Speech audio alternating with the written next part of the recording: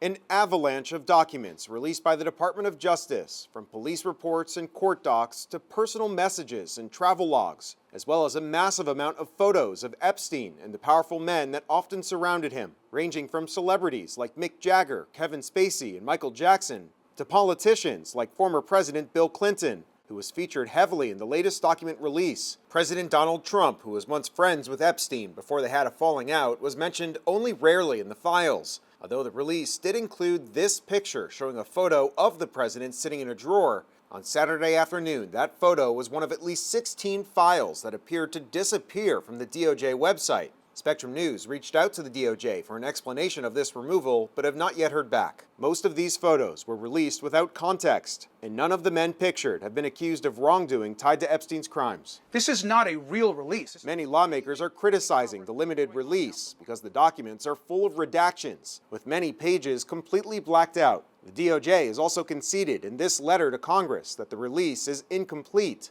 saying more documents will be released in the coming weeks after they've had time to review them to protect survivor identities. Democrat lawmakers say this likely violates the law passed by Congress last month, which called for the release of, quote, all unclassified records, documents, communications, and investigative materials in the DOJ's possession by the Friday deadline. We're going to likely have to take legal action if the Trump administration continues to stonewall. Although the document release did offer at least one moment of triumph for Epstein survivor Annie Farmer and her sister Maria. The two have said for years that Maria filed a criminal complaint against Epstein in 1996. The Farmer family says Maria's complaint was finally made public as a result of this release. And just to see it in writing and to know that they had this document this entire time,